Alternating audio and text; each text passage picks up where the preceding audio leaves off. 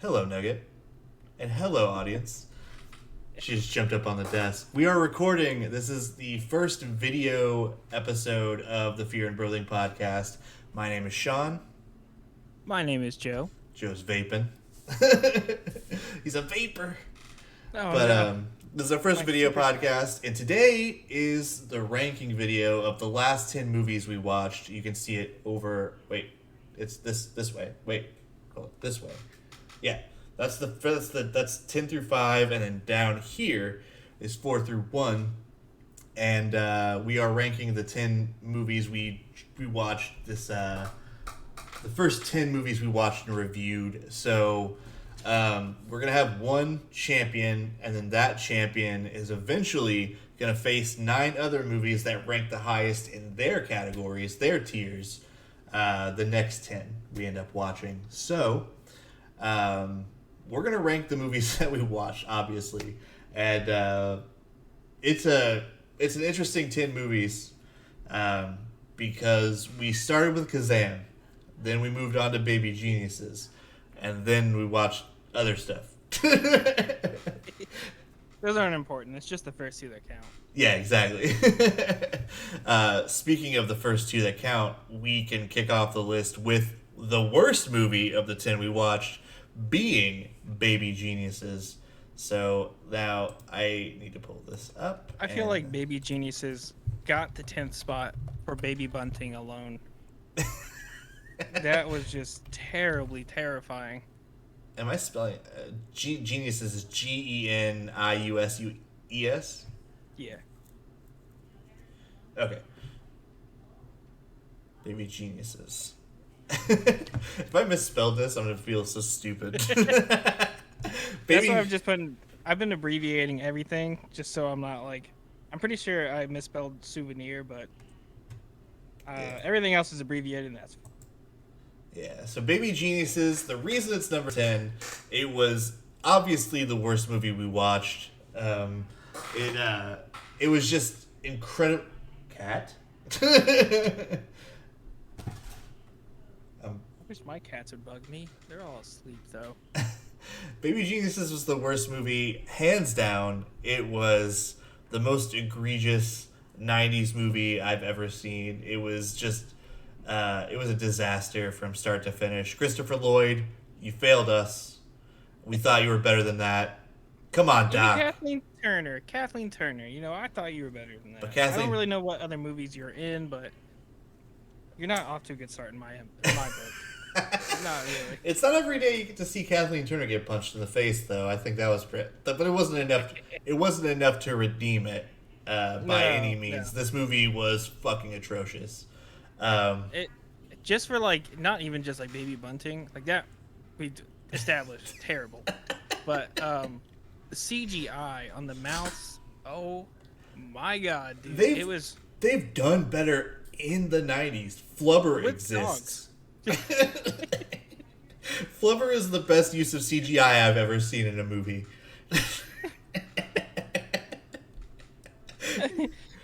Was it the CGI that sold it, or was it Robin Williams reacting to the CGI that sold it? Come on, we know the answer. Robin Williams was okay. I'm just kidding. Don't fight me. Don't.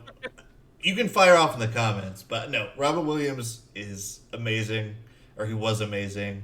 I like a lot of his serious roles more than I like his comedic stuff. I feel like Me too. sometimes his comedy, don't fight me, got a little bit annoying and repetitive sometimes. Like I just like, okay, what was it? Good Morning Vietnam. I like that.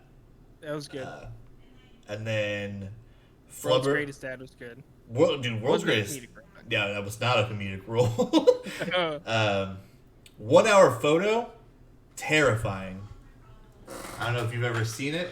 It's where he kind of stalks a family that he prints their photos at because he works at like a pharmacy or something like that. So he works at a photo hut basically inside of a grocery store. That doesn't sound very funny. No, it's not. It's very dark, and it's fantastic. He's really good in it. RV, maybe the greatest movie ever made.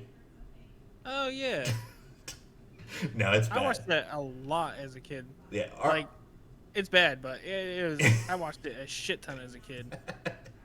um, obviously Aladdin, he's fantastic in. Um, but yeah, Flubber, greatest movie ever made, hands down.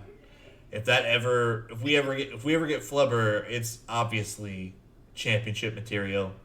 Uh, Yeah, so and it could go up against Shawshank Redemption if for all I care, and Flubber is the champion. Don't hold me to that because I'm not gonna actually do that's a, that. that's a pretty heavy words that you're speaking there, Shawn. So yeah, Baby Geniuses, dog shit movie. Basil, I hope you're dead. Um, The Basil twins. the They Basil were no, they were triplets. Yeah, they were triplets. triplets. I hated that baby's face more than anything I've ever hated in my entire life. I hate pineapple, basil. I would eat a whole pineapple before I looked at your stupid face again.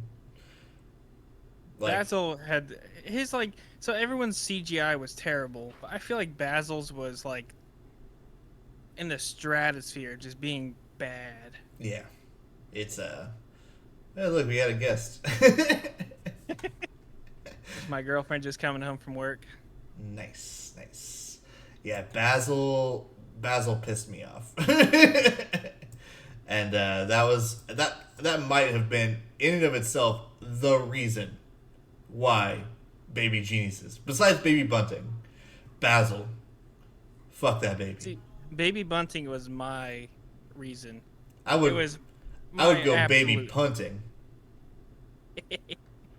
if I ever saw Basil in real life. I'd kick that baby off a bridge.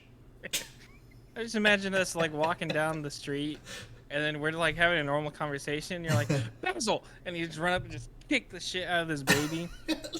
Like Shawn, he's not a baby anymore. He's all grown up. That was just a random baby that looked like Basil. And then I get arrested and put in prison for the rest of my life. And it would be deserved, and I would be fine with going to prison for the rest of my life for kicking a that specific baby. I'm not just gonna randomly kick a baby off a bridge. No worries. No, that's monstrous. But kicking Yeah. Basil, Yeah. Basil lookalikes. Fuck Basil, I mean, come on. little bastard. This is gonna. It's not like this is gonna get monetized anyway. Oh my god. Which segues into our ad, kicking babies. It's for everybody. This episode brought to you by Bridges. Perfect for dumping baby. No.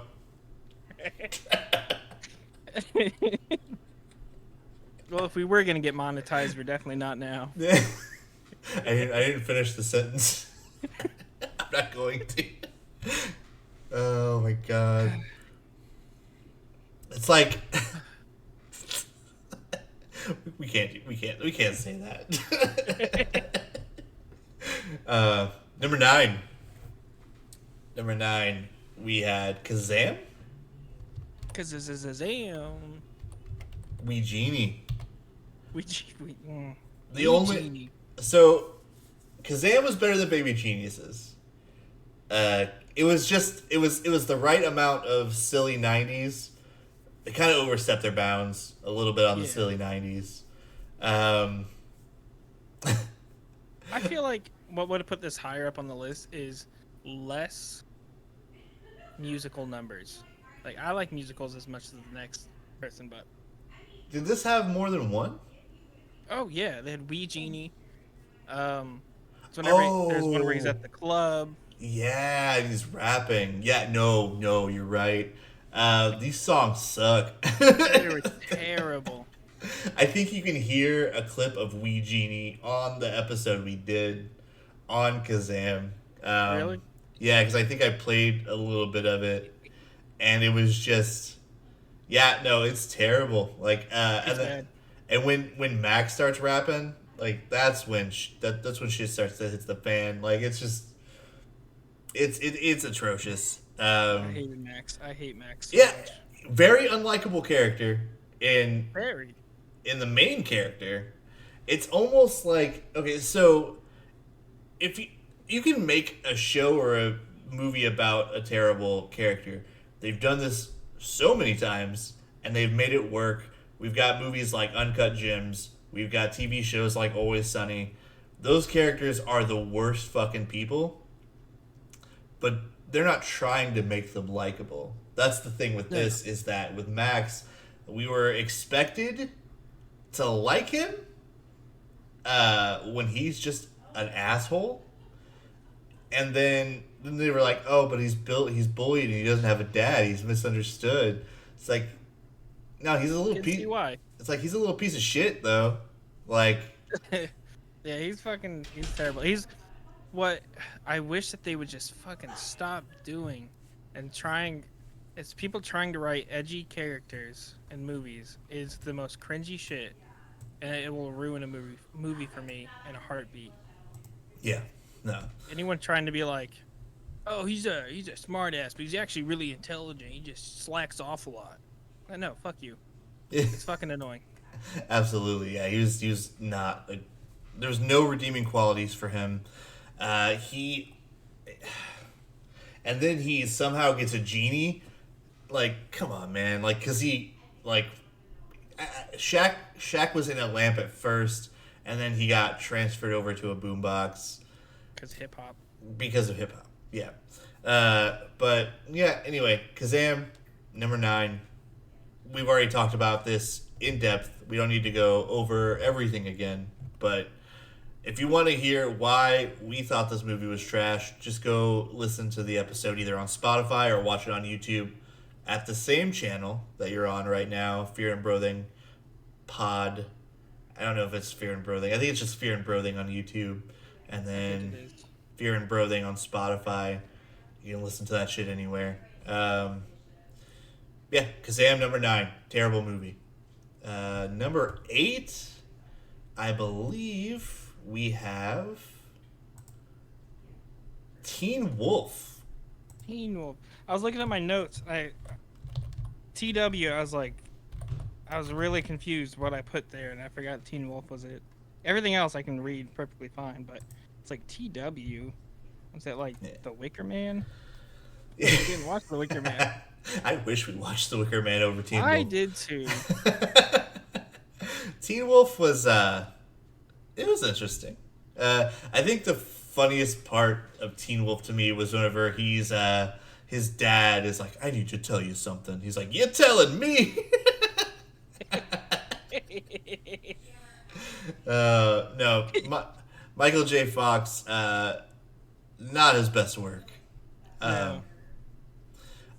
I liked, so he's great in like Back to the Future and stuff for the most part, and then obviously he's working with Christopher Lloyd. You can't really go wrong there. Yeah, well, unless you're in Baby Geniuses, then. Yeah. Well, Christopher Lloyd's had some pretty bad roles besides like Back to the Future and stuff. I liked Back to the Future. It's one of my, besides Indiana Jones, and I'm gonna say this: Indiana Jones is a trilogy. It is a trilogy. The 4th movie does not exist. It doesn't. It's not canon. No. Fuck that 4th movie. And I'll watch the 5th movie, but no guarantee I'm gonna like it. But besides Indiana Jones, I feel like Back to the Future is my favorite trilogy. Was the 4th one with Shia LaBeouf? Yeah, Shia LaBeouf. Okay. That's the one where he stumbles into an atomic bomb test site, and he hides in a fridge. Oh yeah, that shit. That's okay. Fucking terrible. No, yeah, you're right. I get it. Honestly, Indiana Jones was it the second one that's really fucking dark and disturbing? Yeah, I think it was the second one that actually coined the PG-13 rating. Yeah, because it was just like it was so messed up for like the the rating scale at that point, and they were just like, you know what, let's make a new one for this one because it's not bad enough to be warranted rated R, but it was disturbing enough to be like kids shouldn't watch this shit. Like, I'm uh, pretty sure it was that's the one where they ripped out the heart, right? yeah, yeah, Howdy man, and they fucking ripped out yeah. the heart. Exactly. Is that Temple of Doom? Yeah, because Raiders of the Lost Ark is the first one. Temple Yeah. of Doom is the second one. And what's the third one? Count of Fuck. Monte Cristo? the Road to pit, El Dorado? the pit, and the pendulum. I don't know. The Pendulum? I don't Uh, remember. But yeah, Teen Wolf. It's blows. number 8. Yeah, because it blows. Teen Wolf blows. It blows. Read off number 7 for us. Number 7 is The Guilty. The Guilty. Now, I may be biased here because I work at a call center. So, um, I didn't want to watch a movie where somebody is working at a call center and that's the whole fucking movie. Jake Jiggleballs as a police dispatcher because he got in trouble for shooting a kid. And that's all he fucking got. That pisses me off already. Yeah. He murdered a kid. And then he felt at the end he feels guilty about his actions. And he ends up turning himself in. So he redeemed himself a bit, but he did try to play it off, which is not good. He should have just came clean the whole time from the beginning. I mean, he was found, or he had a trial, so he wasn't allowed to be on in the field. So they put him in a call center until the trial. Yeah. And then he pled guilty at the trial. Is basically the gist of it. But while he's working, he gets a call from somebody in distress, and we talked about it already. God damn it, we talked about it. Yeah, we did. Oh, maybe we didn't though, because that might have been. We were trying really hard to talk about it, Yeah. but we kept getting derailed. We do that a lot, as you Yeah. know. We do that a lot. If you've been listening, this is the first time you're seeing our faces. Yeah. But well, some of you probably guys. We don't have a whole lot of people listening right now or watching, so most of the people that are actually paying attention have probably already seen at least my face, because I used to stream, and this is the face that you would see every time I clicked live. So, And I was the guy who would show up every once in a while under the pseudonym Anus Tart, a new starter. New start, anus tart, yeah, and Anyway, The Guilty. It's not the worst movie on the list, obviously. But I think, I mean, it's my least favorite of the thrillers / drama. So it's interesting that 3 comedies are the worst movies, but it's really hard to do comedy and get it right. Where I feel like a drama movie, I mean, it's movies in general are just really hard. The scripts have to be really good. You have to have good delivery of the scripts and good direction, but I don't think The Guilty had much of any of that. I think it had a good cast of, well, I mean, I guess not cast of characters. The delivery from even some of the best actors, like I like Jake Jiggleballs most of the time as an actor. I like Paul. I love Paul Dano. Paul Dano makes a very brief cameo in this movie he's a call-in. I thought he was interesting, but he didn't have a lot to work with. Yeah, they really kicked the bucket not putting Paul Dano as like the main, I guess, really antagonist, the guy on the other end of the phone. Because I thought it was Paul Dano, but it wasn't, and they should have. It was one of the Skarsgård guys, which they're great too. It's just it's either, actually I think it was Peter Sarsgaard. Really? I think so. Either that or I think it was Peter Sarsgaard. Maybe I'm wrong. Bill Burr was in it. He was Oh the yeah, Bill Burr was hilarious. yeah, he was the club guy. He was like, yeah, what, blah, blah, fuck you. No, fuck you. You know, Bill Burr being Bill Burr. Yeah, exactly. And then yeah, guilty sucks. If you say if you say Bill Burr's name fast enough, it just sounds like a whole another name Bilber. by itself. Bilber. Bilber. Hey, there comes Bill Burr. My cousin Bilber, he's here. Bill Burr. Bilber. It's Build a like saying Burr. blah blah blah. Build a Burr workshop. Build a Burr. Build a Bill Burr. Build a Bill Burr. Build a Bilber workshop. That's hard to say. Build a Burr Build a Bill workshop. Burr workshop. God damn. I started sounding like a little iPad kid. Build a Bilbo workshop. Build a Bilbo workshop. Build a Bilbo workshop. Dude, I cannot tell you how mad that makes me when I'm trying to like, cause like ADHD, like my brain's like going whenever it wants.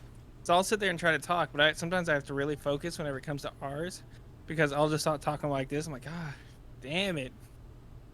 It just pisses me off. It'll be Sneezing something pisses me similar off, to that. and replacing all R's with W's pisses me off. I get upset when I get hiccups. That's understandable too. Hiccups can be really fucking annoying. Yeah, because then, like, especially if they don't go away, like in after one.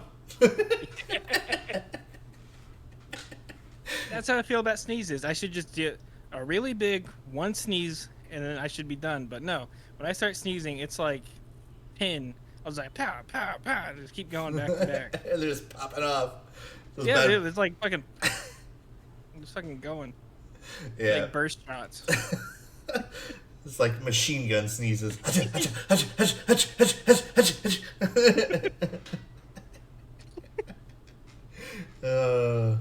That's great. After the guilty, we have My Bloody Valentine 3D. What did we hate about this one, Joe? Well, a lot. Jason Ankles. Yeah, Jason Ankles was in it. They were just trying to capitalize on the whole supernatural trend going on at the time. There were some 3D moments, as it's a 3D moments. 3D mode. As it's We watched it in 2D. Yeah. There was an eyeball that got like stabbed and like it was like right through and like went at the screen. And yeah, I think that was really cool. I liked a lot of the kills in it just because slasher movies are good for kills. Obviously, that's the whole point of a slasher film. Yeah. But it's like, because this is a remake, and I haven't seen the original. Me either. I think it was in like the 70s I'm not sure. or 80s. It's probably the 70s or 80s. But this is a remake of a slasher from one of those bygone eras. And this one is just like other remakes where they make it more modern, obviously, and then they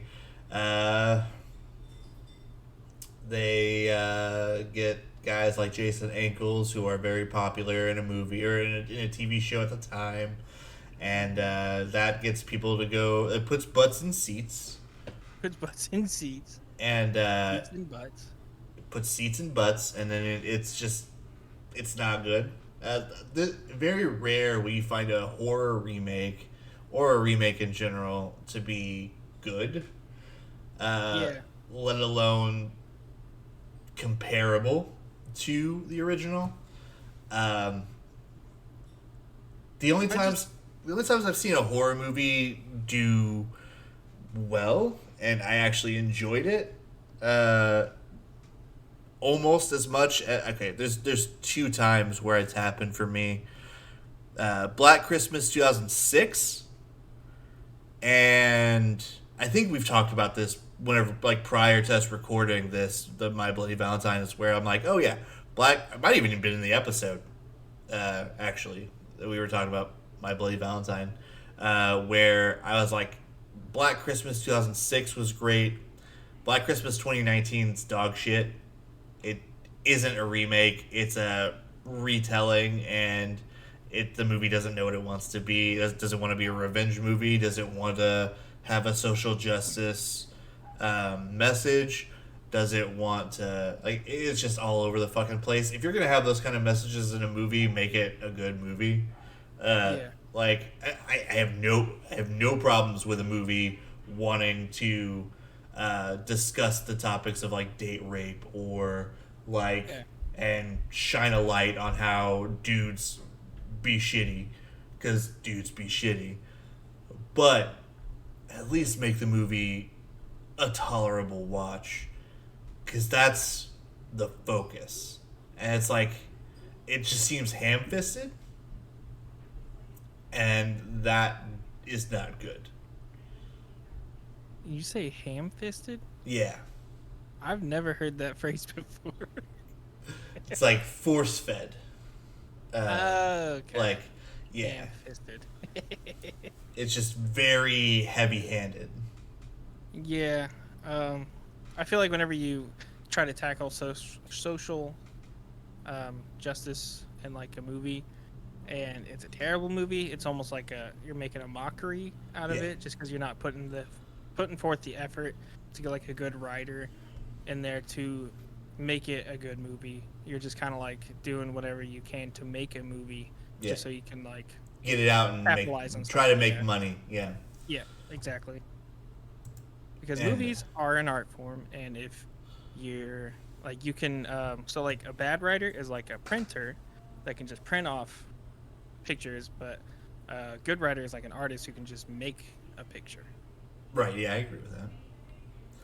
Yeah. My Bloody Valentine, not a great remake either, but I think it had a lot more going for it than Black Christmas 2019. Again, not a true remake. The only other time that I was like, yeah, this is really good, The Thing. I still haven't watched The Thing, and I really want to watch it. Yeah. So the original's great. The remake might be better. When's the remake? Because I know the original's in the 80s. Yeah, I don't remember the year, but I know I've seen it. Huh, I didn't know there was a remake. Honestly, I think maybe The Fog, was The Fog a remake? I don't think it was, but or no, not The Fog, The Mist. I think it's The Mist. The Mist has a really dark ending. Oh yeah. Actually, The Mist gets a lot of flack, but I actually enjoyed The Mist quite a bit. I don't know if it's The Mist or The Fog. There's two fucking movies. I think The Mist is the one where like there's like creatures in this like mist, and then at the very end they're like sitting in a car expecting to die, and then he like shoots everybody in the car except for himself, and then he's about to shoot himself, and he gets out of the car, and then the military roll up. So Like- they only had there was 5 of them in the car, including himself, Yeah, and they only had 4 bullets. yeah, okay, because he was about to get out of the car and get taken by the creatures, basically. Yeah, that was. Ooh. Yeah, and then the military rolls up, so he just killed his own son.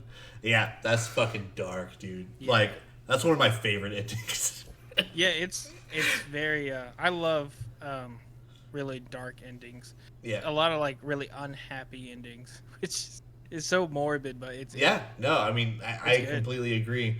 I feel like my taste for like movies and TV shows and how they end really dictates how I am as a wrestling fan too. Like I just watched WrestleMania this weekend, and this is the first time I've watched WWE in like 4 years. And Cody Rhodes is back in WWE, and everybody was like really hyped for him to win this championship, and then he didn't. it's like subverting expectations. Yeah, it was a surprise. They threw us a curveball. I like that they did that.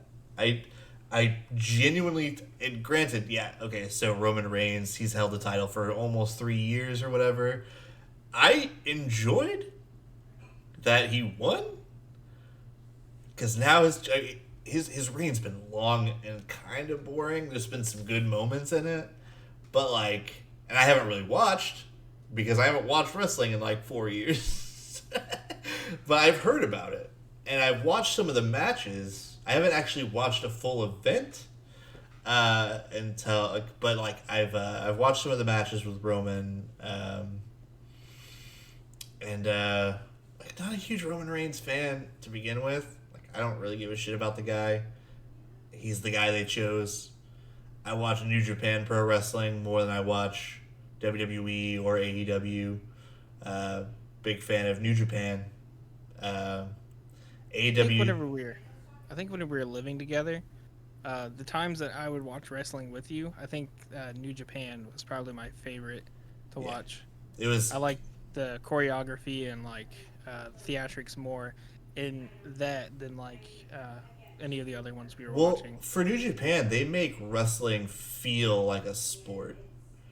Oh yeah, you can see it too, because like they're a lot more acrobatic. There's a lot more like there was times where I was watching it where I felt like they were going to biff it hard just because like the stunts they were pulling were just fucking outrageous. Yeah, and they've got it down to a science there. Like it's insane. I know there's people who will watch wrestling for storylines and for like I watch it for the wrestling. I watch it for the matches. And if a match isn't keeping my attention, like I don't give a shit about the story. If there's a story going in, if the match isn't like clicking for me, I don't care about that story anymore. If you're not going to perform well, then why should I give a shit about the words that have been spoken? Like it's equal parts theatrics to athleticism. Yeah. And honestly, that's how I feel about movies too. Like, obviously more story driven for movies and TV shows. But if the words are great, but the way you're conveying the story, like if the actors aren't doing it for me, if they're not performing that script to the best of their ability, why should I give a shit? If they don't give a shit, why should I give a shit? Yeah, exactly. So I was about to compare it to movies, but I mean you said it so perfectly. Like that's exactly how I was gonna say it. Well, I appreciate that. Yeah, of course, Shawn. What is number 5? Ooh, History of the World. History of the World. Mel Brooks, where did you go wrong? See, he started good, made this movie, went bad, and then he came back with, I'm pretty sure Spaceballs came out after this. Maybe. I know. Yeah, I think so. Did. But this was. It's not his best, and Dom DeLuise in it did not save it at all either. Yeah. Honestly, it kind of ruined it because they were very homophobic. Probably not, right? Yeah, there's not even homophobic, but they were also like very against Jewish people. Yeah, but it's one of those things like a product Mel of Brooks it, is Jewish. a product of its era as well. Yeah. I mean, yeah, Mel Brooks is Jewish too, so I guess he Anti-Semitism. self-deprecation. Yeah. But also his own people. Yeah, exactly. Like, yeah. So I it's guess definitely a product of that's its like, time, like you said. Yeah, I mean, I guess we could let that slide since it's kind of that, but History of the World, I think it had like one or two really, really awesome jokes that made me laugh really hard. There was also some segments where I was like, that's genius. Like when they were drowning them, and it was like a synchronized dance. I thought that was really interesting. Yeah. It I was like the musical number of the Spanish Inquisition. Yeah, the Spanish Inquisition musical numbers. It was like they did the Spanish Inquisition as a musical in a comedy, which was interesting to see. And then they were doing like a synchronized swim routine and drowning the Spanish Inquisition. It was they were trying to convert Jewish people into Catholicism. Catholicism. I believe. Yeah. Yeah. And if they were not wanting to do that, they would kill them. So them drowning in a synchronized swim routine. The other joke that like killed me was the Oedipus joke where he's like, "Josephus, is that you?" He's like, "Hey, motherfucker." That shit It killed. took me a little bit to get that too. Yeah, it It was was like so like it was so under the radar. it was very subtle, not on the nose at all. Hmm. Uh, Big fan of that joke. And as somebody who has spent some time with like Greek mythology and just English in general was my favorite subject in school, and I thoroughly enjoyed that reference. So, but Man, these cats are going crazy right now. are they fighting on camera? No, Oh. they're like just running around, and one bean keeps coming up here and trying to knock over my camera. I just made a face, like a very aggressive face on, like, get them on camera.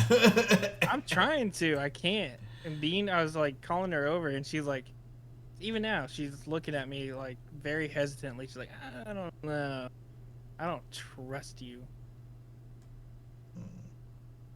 Little bastard. History of the World. It's earned the 5th spot on the list just because it wasn't the worst. It wasn't the worst offender.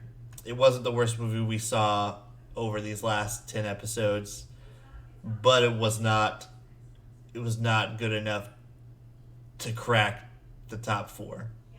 No, it was very middle of the road, which is why it's in the middle. Some good jokes in there, some very offensive shit in there as well. Yeah. It's definitely a product of its time. Would not fly today.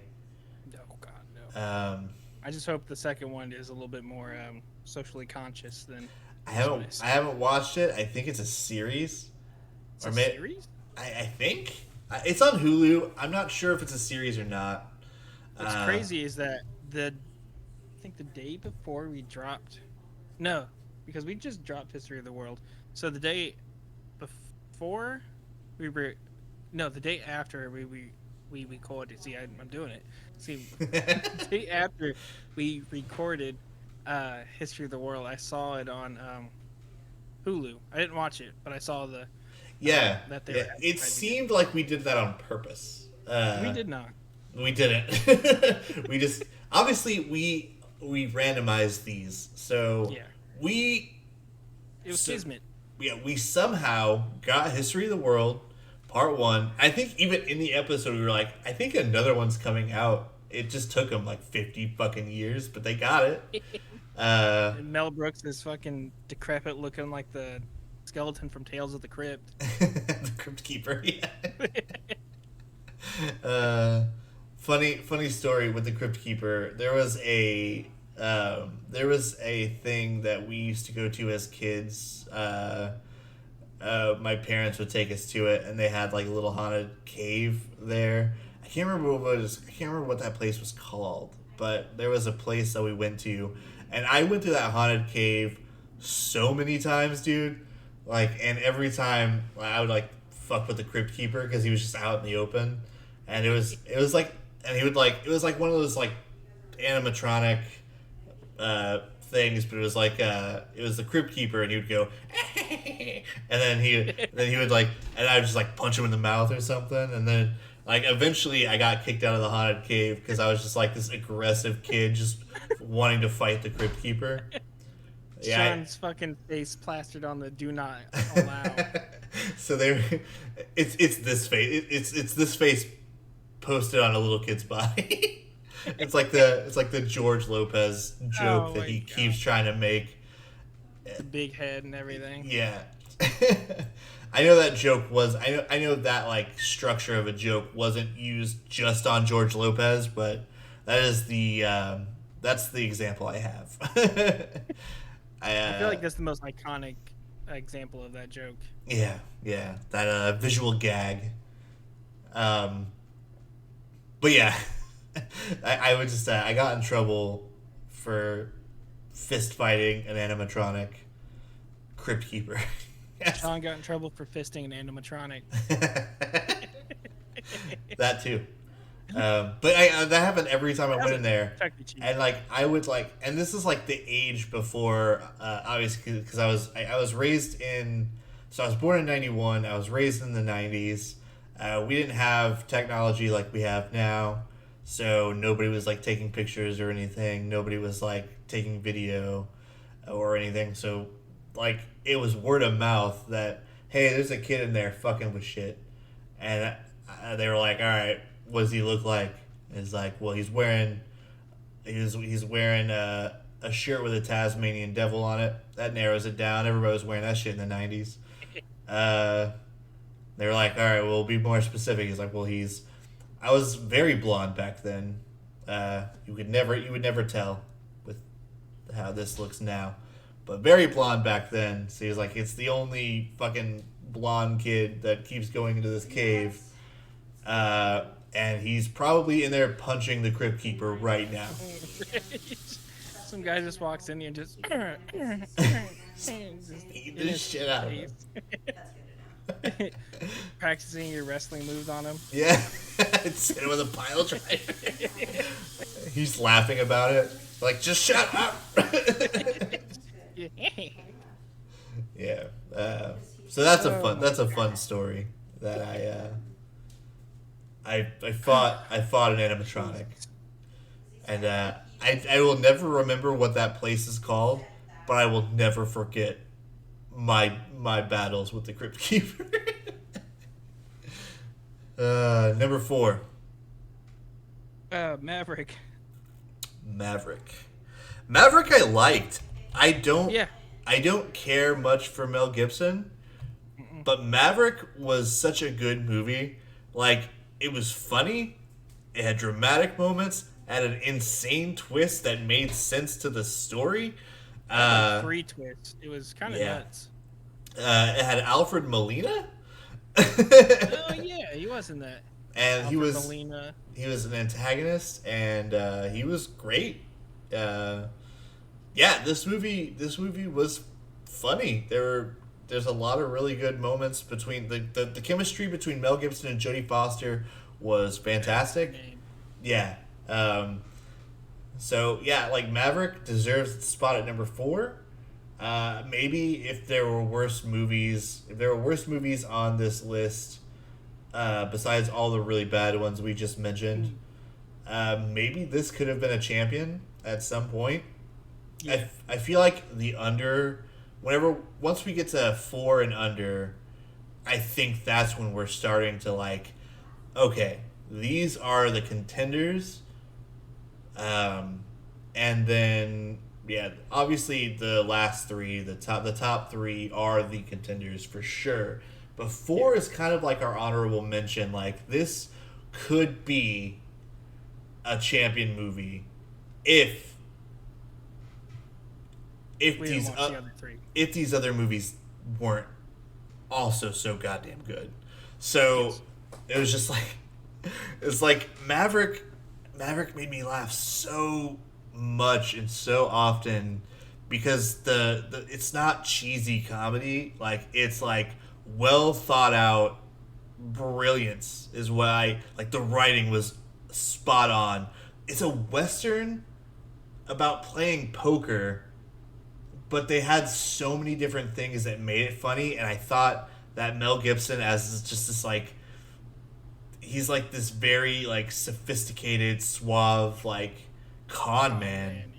Yeah, he's like, and I know it's been done to death, but I don't think it's been done better too. But like, it just in this case, like in the early '90s, this is like '94, right? Like, this was. Yeah, it was like early '90s, 94, maybe 90. I want to say 97, but you're probably right with the 94. Yeah, I think it was like early '90s. I don't think we hit mid '90s yet. But Maverick was just, it was fantastic. It was well written. It was well shot. It was well directed. Some of the shots were impressive. Like I was like, wow, that looks beautiful. Like just throughout the movie, and yeah, I thought the performances from everyone was fantastic. So It was really yes, good. I thoroughly enjoyed it too. Like Shawn said, westerns have been done to death, especially in the '90s. yeah. But it was pretty enjoyable. I It, thought like going into it, I was gonna hate it, but the enjoyed beauty it. of randomizing movies is that we would watch something that we normally would never touch. Yep, So like Maverick, 90% of these. I would have never realized how good of a movie Maverick was because I don't watch westerns. Same. Because they usually bore the shit out of me. Um, and this one, and I also most westerns have like John Wayne or Clint Eastwood, and fuck those guys. So, um, like I don't care. Uh, same Speaking of with, John Wayne, I sa- just watched something about a movie he did that was like it was on like cursed ground or something, but just I forgot how wooden of an actor he was, and that's like his later roles too. He just got like way worse, and it's just so funny. yeah, Listen to him talking, and I was like thinking about all of the impersonations of him, like "Hey Mary" and stuff like that. yeah. It's so good. I feel like it's not like so with actors who just get like stale or worse over time. I feel like John Wayne is one of those like he's very one note. He's a one trick pony. So it wasn't really that shocking that hey he sucks. Um, Yeah, and whereas he like played in this movie. He played Kubla Khan, mm, so like that is just way worse because if you know what he's done, yeah, you know that movie is just riddled with obscenity. yeah, wow. But like I think it's I think it's ridiculous whenever you see not even ridiculous like it's really sad when you see like a good actor go down that and they're doing like straight to DVD movies or take Bruce Willis like Yeah, um where like he was like on top of the fucking world he was Die Hard fucking uh Die Unbreak Hard 2. Die Hard 2 Unbreakable and then you're just like the Sixth Sense, and then you're just like, oh, now he's doing a straight to DVD movie, and this is Yeah, you know and it's then like he's barely talking in them, like he's just tired, like you can just you can tell he's tell. tired. Yeah. Now But I think he's just doing like blues. I think he's just like a musician now. yeah, and I think that's what he wants to be doing. Yeah, and just let him do it. And Like, if he needs money, he'll just do a straight to DVD movie. yeah. What's crazy though, I bet he's still like I'm sure like during the Sixth Sense he's probably getting paid like a couple million. Maybe I'm like sure those royalty checks are still coming in. Like oh yeah. people are still But buying like the Sixth Sense, and they're still checking out Unbreakable. Even Split, where he like makes just a very brief appearance in. Like I'm sure he's getting something for that. I mean oh probably. more James McAvoy because he was that movie. But I feel like James McAvoy is a very underrated actor. oh yeah, 'Cause, 100%. like there was I that movie he did with Forrest Whitaker. mm, Holy shit. what was It was that? like he was a doctor in some part of Africa. I can't remember exactly where. But Forrest Whitaker was like the king, and like Hmm. it was just like really fucked up. He was like he like fell in love with one of his wives, and like he ended up like killing her, and like you don't know about it until like James McAvoy stumbles upon her body, and like her fucking limbs are all cut off and everything. It's fuckt up. It's a good movie though. I love James McAvoy. I think He's so good. he's so. Super wanted. Forgot Super he was wanted. I forgot he was the main character in that. I'm pretty sure that's why people don't talk about him, because that's probably the only movie that they remember of him. Yeah. But if you Honest- find that movie, watch it, because I watched it like years ago. I've seen Wanted. I did not like it at all. I feel like they had such a good cast too. Samuel L. Jackson, Angelina Jolie, James McAvoy. How do you fuck this up? And then they do. They did it. Yeah, they fucked it up by. I feel like the editing and the special effects really fucked it up. Yeah, I agree with that. I yeah. I forgot that was James McAvoy. Because he's been some of the best parts in movies for me. Like Split was his movie. The It Chapter 2, I thought he was one of the best parts of it. Him and Bill Hader. Yeah, I forgot. Him and Bill Hader fucking crushed it. Pretty much everybody in that movie did a really good job, though. Like it was that was an all-star cast, and they were all chosen by the kids who they were like, who would you want to play you in the next part, and they all chose the actors that they wanted. I'm pretty sure. I think I read that somewhere. Don't quote me on it. But I'm pretty sure I read that somewhere where it was like, yeah, and this kid wanted it to be James McAvoy, and we got James McAvoy. And then what's his face from Stranger Things? He was like, yeah, I think Bill Hader would be the person I would pick to play me in a movie, and voila, they get fucking Bill Hader, who is an amazing actor in his own right. He's not only funny as shit, but he's also like, I don't know if you've seen the show Barry, but that show is it's brilliant. So I have not. I know Bill Hader is. I mean, besides like that movie he did with Amy Schumer, yeah, it's always been the really train good. wreck, which is a very fitting name for that movie. Eventually, we're gonna have to watch Trainwreck, I'm sure. I got it. It's like catching a fish. Say hey, Bean. Say hey, Bean. Say hey, Bean. Say hi, Bean. This is where our views are gonna come in. Yes, cats. Cats. It's gonna be the thumbnail. She's licking my toe. She's licking my toe. We gotta make that the thumbnail. If only I could get Spud over here, but he's too. If you're going off of like stereotypes of cats, orange cat is what he is. Yes. Because he is an orange cat. Orange cat, yes. I had an orange cat once. Cheddar was the most chill orange cat I've ever met. Yeah, she was great. Yeah. Liver disease, what a bitch. I know. It's fucking. It's crazy how quick cats can get like diseases. And then they hide that shit from you. Like, tell me that you're sick. I can help you. Like our cat, this right here was our cat that just passed away recently. Jaundice, and we didn't know until it's too late. Yeah, that's if you're not actively like looking for differences in your cat's behavior, because let's be honest, like most of the time we're not really like okay. So sometimes I'll notice when Nugget's like kind of like sad or whatever, like kind of like moping around, and I'm just like, all right, I'm gonna pick her up and hang out with her for a bit, and then she'll be playing with a hair tie later, and you're like, yeah, that's cool, that's all she needed. But like, yeah, she just needs some mama, man.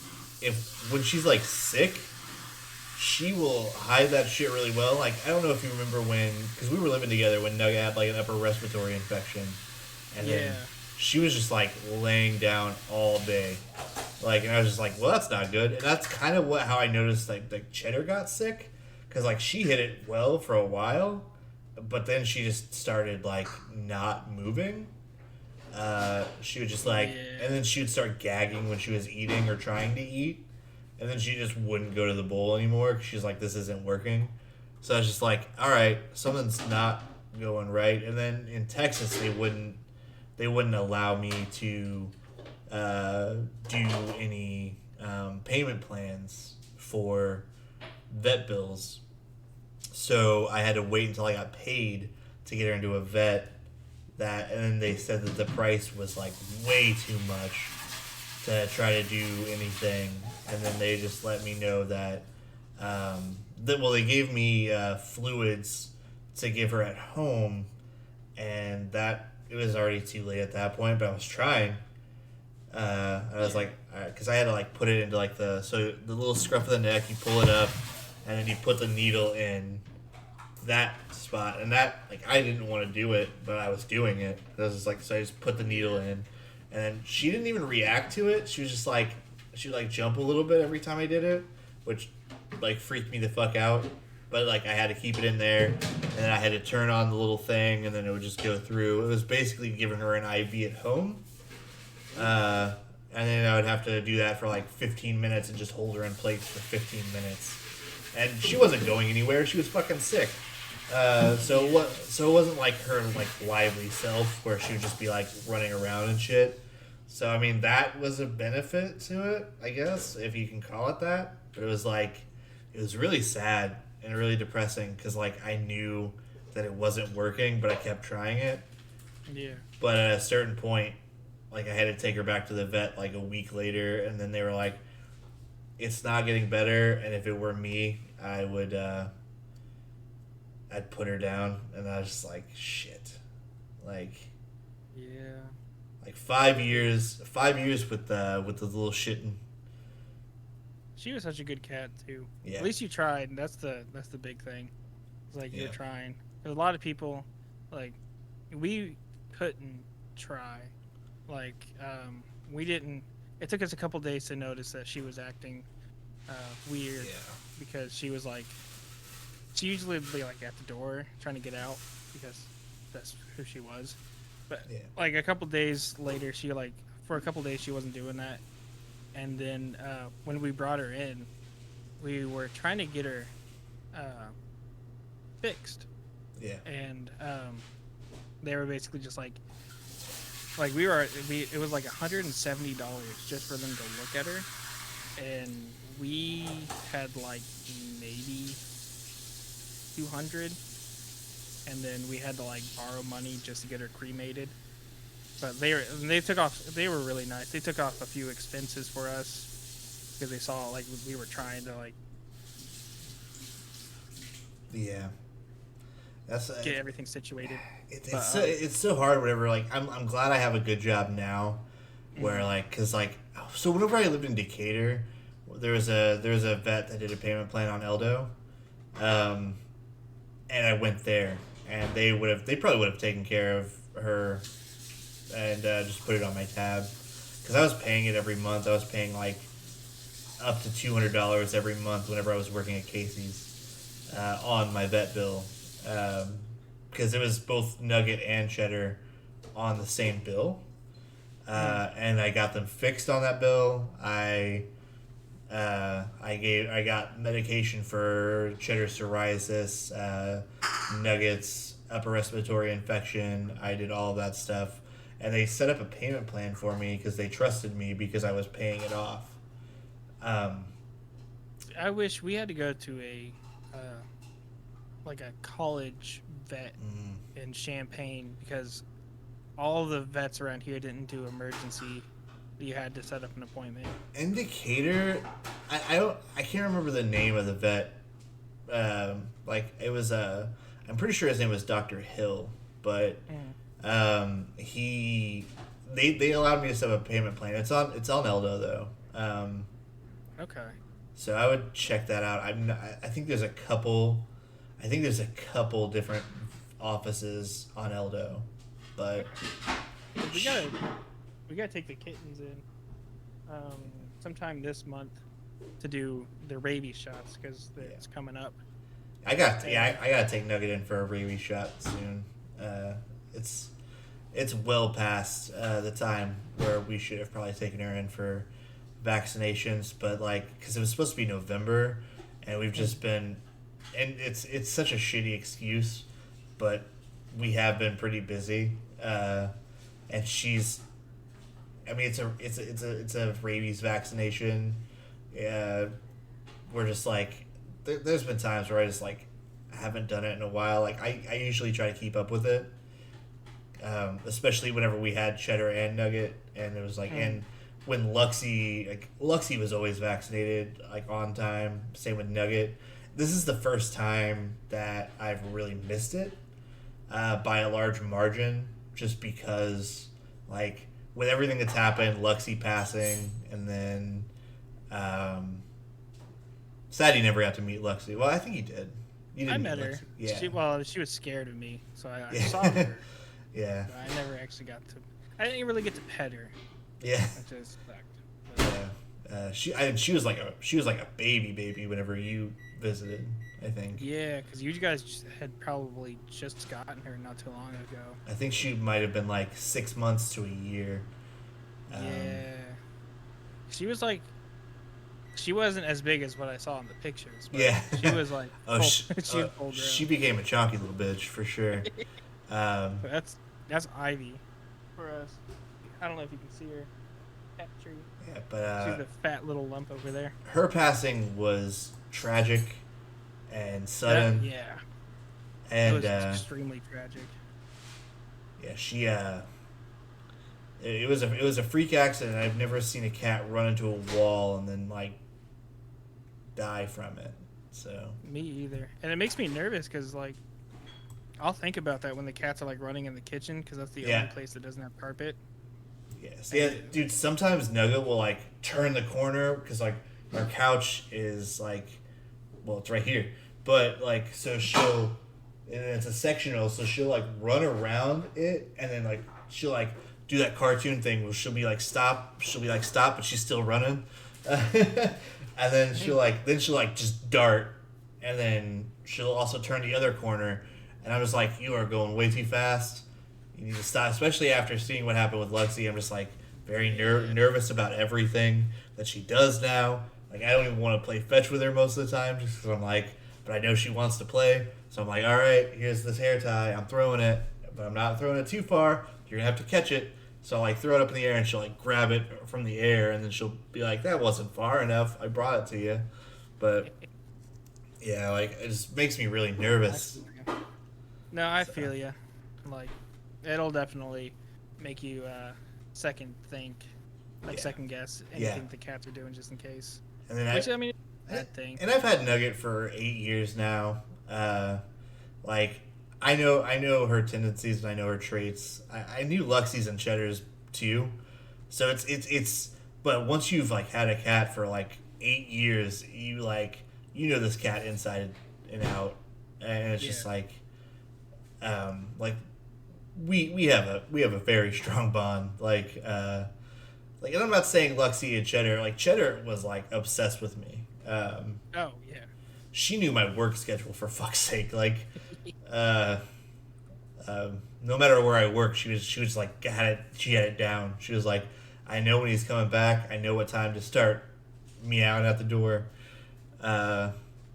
She would like wait at the door. I'm pretty sure whenever I worked at Casey's, like at a certain time, like she'd just like walk. She'd like, kind of like wait by the litter box by the door.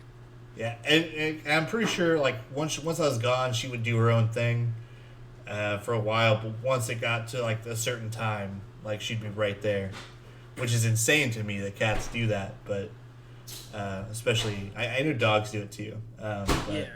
I didn't know that cats did the same thing, especially if they have like that kind of bond. But like yeah, like Cheddar and Nugget, we got them as kittens. Nugget wasn't originally mine. Nugget was Cody's, another friend of ours. We all lived together at one point. It was 3 dudes in a trailer. 3 dudes and a kitty. 3 dudes and two kitties. One kitty was mine, Cheddar, and then we got Nugget. And then Nugget was... So, Cody would do this thing where he would close his bedroom door, and he wouldn't let Nugget in. I think that's kind of... It's not that he wouldn't let her in, it's just that he would just shut his door, and then Nugget would not be able to get in. So, Nugget kind of just like started laying with me at night as a kitten because she was scared as shit of... Well, hold on. She wouldn't just lay with you. She would go from Cody's door, go to my little wall that I had made out of sheet, Rip tear it down. and then go to Shawn. She was like walking, she's like, oh shit, wait. Pull it down, look at me, and then fucking go. Yeah, but yeah, her as a, I think that's when she was like 1.5, 2. When she was a kitten, she would like sleep in my hoodie that I was wearing at the time. She'd like sleep in the hood, uh, and then like we would just be like laying that way, and then she just like got really attached to me over the course of like the next 1.5, 2 years, and now she's just fucking, she became my cat. So whenever it came to me moving to Texas, from Illinois, of course, um, it was a foregone conclusion that she was coming with. And then I mean, I even asked Cody. I was like, "Hey man, like this is happening. I don't know." He's like, "Well, I don't have a place for her." And I was like, "I do, so that's fine."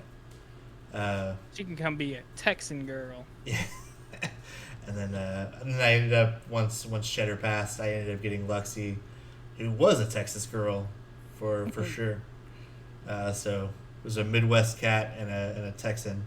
They probably argued about gun control, And abortion laws. and abortion laws. Like Luxie was like, "Abortion's murder." What if I was aborted? And Nugget's like, well, then I wouldn't care. Yeah, it's like we wouldn't be having this conversation, now would we? Oh my god. What's number 3? Number 3 is Creature of the Black Lagoon. Ooh. Spooky. Kind of. It's more slimy than it is spooky. Yeah. This is a classic. You said it like a question. This is a classic. This is a classic? Kind of. Like, this is how I feel about it. It's just like, it's a, yeah, okay, yeah. Objectively, it's a classic.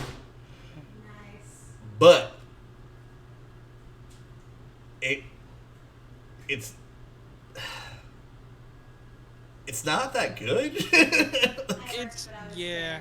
I mean, it's a product of its time, like a lot of these movies, but it was still better than a lot of the other movies. I thought it was shot incredibly well. Yeah. The creature itself made me laugh, and not for the reasons that other people laugh at it. Oh, you can see the zipper. No, I laughed at it because that motherfucker was a dweeb. Like, He's a fucking nerd. There's moment where, okay, some of my favorite moments is, this is why we're doing this on video, because like he would like they caught him at one point and he's just sitting in the cage. He's like, I can't do it justice because the face itself is fucking hysterical. He's always got his mouth open. He's never closed. Like, the only time he closes his mouth is when he's on land. He's like, oh. He did it underwater too. He's a fucking. He kind of nailed the fish thing though. With that. But fish are only supposed to do that. Well, no, they do that in water too, I guess. Yeah. Yeah, you're right. You nailed it. It was pretty spot on.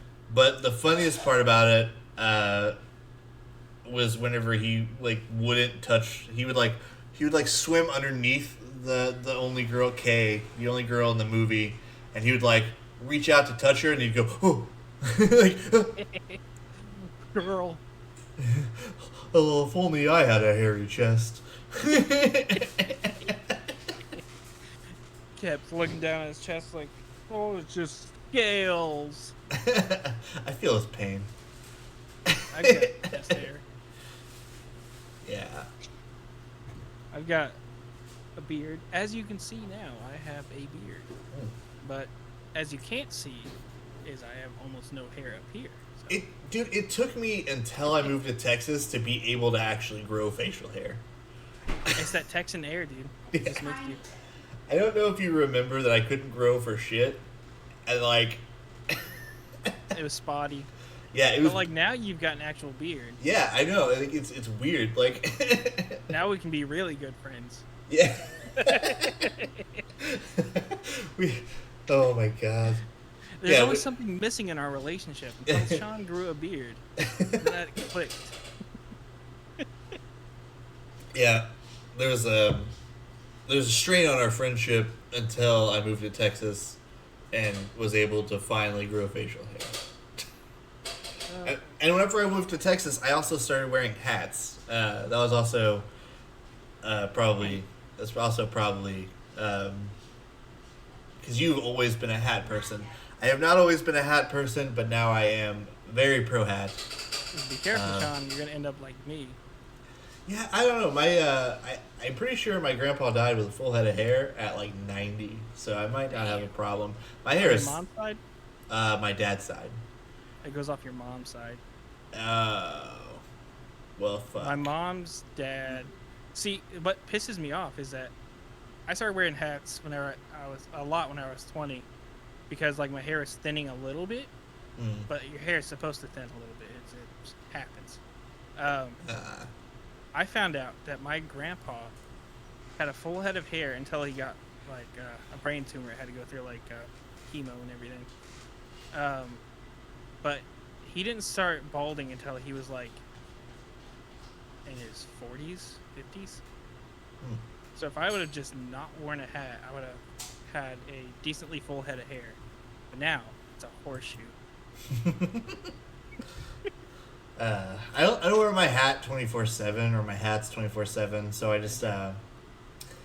I like hats though. I like hats. Yeah, I like. It's not bad. They're nice. They're nice to wear. Yeah. And then if you're having a bad hair day or something, you just put one on. And be like, this is fine.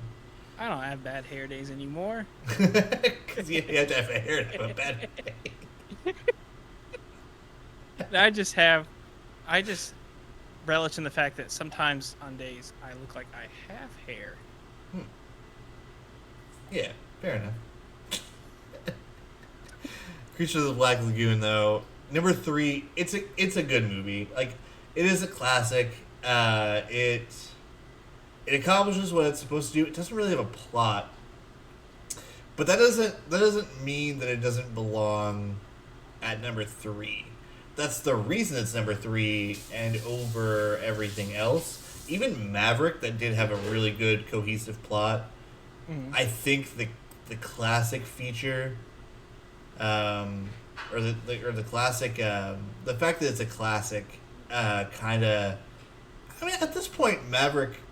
I feel like Maverick is one of those underrated movies that should be revered as a classic, just because it is so good. But this is like classic. Like, this is like the pinnacle of like creature features back then, and it's opened doors for so many different ideas in the horror genre. Yeah. And that is a big deal to me. Not so much you, and we'll get into that whenever we start talking about our top 2, because this is kind of me and Joe duking it out, because it's like the 2 best movies, in our opinion, are a romance movie versus a horror movie, and it's like they're both really well done, but for us, it's about the genre and why we liked one movie over the other. Yeah. So it's really hard for us to make this decision. So we kind of just decided that we're going to do it on the podcast, and we're going to discuss it and decide the champion that way. And we're close to having about 15 minutes. Well, we've had almost a close to 2-hour episode before, so we could just talk about it. Yeah. We don't need to limit ourselves. We got time. Yeah, and this is our first video. Yeah. Let's just say it's not going to go for 3 hours. Yeah. 9 hours. We're just asleep. It's a 24 hours. It's a stream at this point.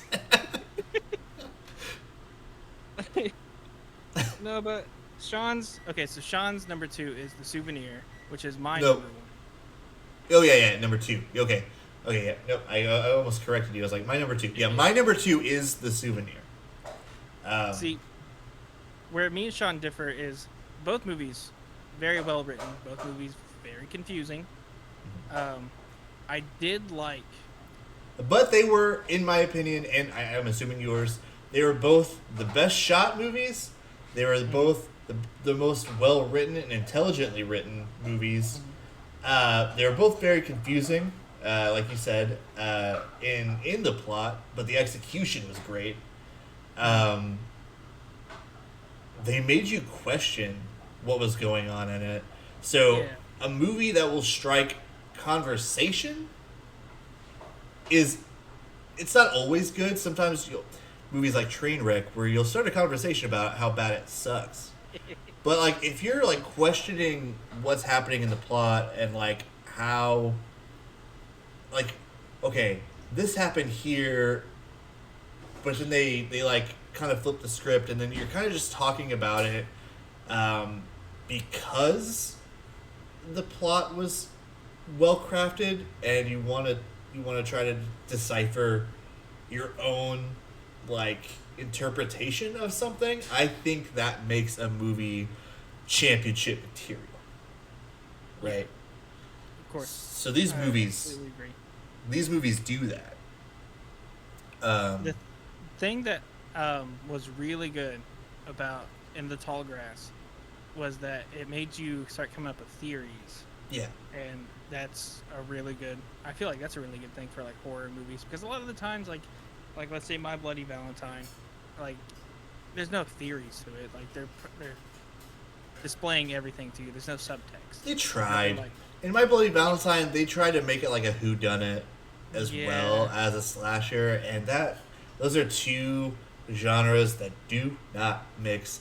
And if there's ever a movie where it's like if they execute a whodunit with a slasher, I would like to see it executed well, because there's some great whodunits out there. One of the most modern, or the more modern, the more modern one now is Knives Out. Thought that movie was fantastic. would Love. Scream be a whodunit? Oh, shit! That's one of my favorites. Yeah, wow. So I'd say like I've never really watched Scream too much, but I know it's like who's behind the mask kind of thing. Yeah, it is. Wow, I did. Wow, okay. Scream is one of the most influential horror movies of all time, and it's one of my favorites. I completely fucked that up. So I'm here for Sean. I'm here to grab your feet when you start floating away. That happened. It has been executed beautifully, and I think yeah, Scream is probably one of the one of the. I mean, you don't even have to give it a. quintessential- You don't even have to give another example. That is the perfect whodunit slasher. Yeah, I think Scream did it really well. I lied. I think I've seen the first one. I have a really bad problem with if I watch somebody get stabbed on a movie. It No, I'm makes me answering emails nauseous. from a week ago, so. Yeah. And that's I couldn't watch the movie because of that. But I Right. did watch a decent amount of it. I think I watched Drew Barrymore get killed. Okay, I I'll watched a wait. couple other people get killed. Yeah, Drew Barrymore is the first kill in the movie. That yeah, we'll see. That's he's here getting like stabbed, and it really fucking. Yeah, and it was one of the best kills in the movie too. And I love that he has like the signature like knife wipe. Like you don't really see that in like and they did it for continuity reasons, which is genius. But it just becomes a part of it, and that's like a part of his lore that he just wipes his knife every time. It's a continuity issue. Because it's brilliant. It's fucking brilliant. They did it for continuity reasons, but it became like an iconic, like, part of his character. His is that he wipes the knife every time he stabs somebody. Like, I think that's so fucking cool. It's like It sets him apart from because like Michael Myers has like the head tilt, or like, I can't think of any other like, because Jason really doesn't have like a thing. yeah. I was trying to think of him. Freddy has one-liners. Yeah. Uh, I guess Jason just kind of has the presence, but that's not really his like Yeah. signature thing. That's really the only thing. Like he's just a big dude. Yeah, yeah. He's deformed because he, um, I don't know why his face is deformed. Like he Well, drowned. he drowned and he was down there for a while. I know that. Yeah. Like his face is like mangled though. You know what's Ma- crazy? Maybe it's Is just that- like a bloated corpse, but Maybe. He's like so like Freddy's afraid of fire because he died in a house fire. yeah. And Jason's afraid of water because he drowned. But wouldn't that like since they're both And so Ghostface is scared of David Arquette.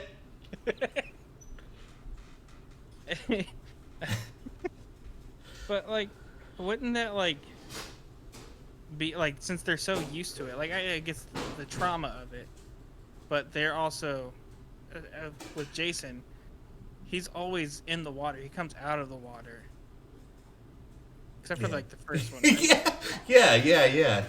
There are moments where he comes out of the water to stalk his prey. Yeah. But like so like and then they like in the Freddy vs. Jason movie, he's afraid of the water and Freddy's afraid of the fire. But you never see Freddy come out of fire. Yeah. I don't think it Maybe in like a dream sequence or something, maybe. where he can control that him being. I don't mind it. Yeah. My girlfriend's on the phone. If you hear that in the background, I thought she was talking to us at first. yeah. Like it kind of like tripped me up. I was like, wait, I was listening in for her, but then she's talking about emails. I'm like, we're not talking about emails. I think she might be in a huddle at work. So we both work at Delta, so we have these 15-minute things where the whole team gets together and talks about stuff. Ew, Yeah, that's not fun. yeah. But she's got headphones in, so she's kind of talking loud, but it's okay. She went into the room now, so I mean, if it's faint, it's faint. If it's not, what the fuck you want me to do? Yeah, no. I mean, like, people have to work. Yeah, Nothing Yeah. we can control. yeah, and I mean, she's wearing headphones, so like, Yeah. she's gonna be a little louder. Like I'm wearing headphones right now. I'm speaking pretty loud, probably, but I have my mic. I have my mic at a nice, reasonable level. So I think me too. Mine's kind of just like out right here, as you can actually see this time. you look like a podcaster. Like I don't know. I think I look like a Twitch streamer. So it's like, but you look like you're ready to be in a pod or on a podcast. So I just had my desk right here. It'd be perfect. yeah. I've got the podcast arm. I have my desk right here. I still just look like I stream on Twitch, and I did. I need to find my little tripod because I've got my big one. That's what this is sitting on, so I can actually sit at my desk and look at the camera instead of like, because I'll look over here, and I'm like, oh wait, I can't see Shawn, so I'm just kind of like looking around. I think that's the beauty of it. Like it's a very free form like thing. Like even if it's just like nobody's really gonna pay attention to how your body's moving. They're just listening to our voices. But this is a video podcast, so maybe they are paying attention to what we look like at this point. Because I'll just start staring into the camera. yeah, It's like making eye contact with somebody. I know. we could be. It could be. It could just be like staring right into my soul. Yes. Not even know. Absolutely. They're gonna. I feel like if people are gonna be watching this, they're gonna be commenting on what my cats are doing behind me. They're all asleep now. Yeah. Nugget's over there. I can't see Shawn. Yeah, she's. Oh. Was laying on the couch. There's Ivy right back there. So I got it on camera so that once it's uploaded on YouTube, people will see that I do in fact have a cat. People have only seen 2 of my cats. Spud is laying right there. He's on his little chair. He's a little defiant cat, so it's hard to get him over here. I wonder if I should Bud. put the. Bud. Spudderoony. Spud again. There's a watermark on your camera feed because of the. That's what that is. Is that from your actual camera or is that from the URL? That's from the actual camera, I guess. I'm using I'm using my iPhone, so like I had to download iTunes to get this work. Gotcha. It's so dumb. I don't don't use iTunes. I don't know if that's gonna be bad to have in here. Is that little watermark? Like, I'll try to look for something else. But on short notice, this is yeah, the best I could do. yeah, that's fine. Like Like, I didn't know that was a watermark. Like I thought it was like a little play button. yeah. Wait. I don't know. If I click this for additional, oh, it's just on the video in general. Never mind. Yeah. Record to disk. Whatever. Anyway, we're derailed. Yes. So In the Tall Grass is my number 2. It's Sean's number 1. Sean's number 2 is The Souvenir, which is my number 1. And like you said, this comes down to genre. I'm just not big on horror unless it's H.P. Lovecraft, as you can tell by my Zippo. Nice. Um, Just more cosmic or body horror, yeah, which so, I like, love. Which I love too. I like. See, that's why I've never watched The Thing, but The Thing is like a really big cosmic body horror. It's a really big one. But Yeah. I'll probably watch it tonight. I don't know. Yeah, the thing is great. One of my favorite. We're gonna get derailed again, but here we go. The Thing. There's something really cool about it that like every time you hear a knock at the door and they're about to open it, you're thinking, "Is it time? Is it time for the creature?" It's not. But that happens so often that you just like get like jittery, and I think it's executed so well. That's just something to look forward to.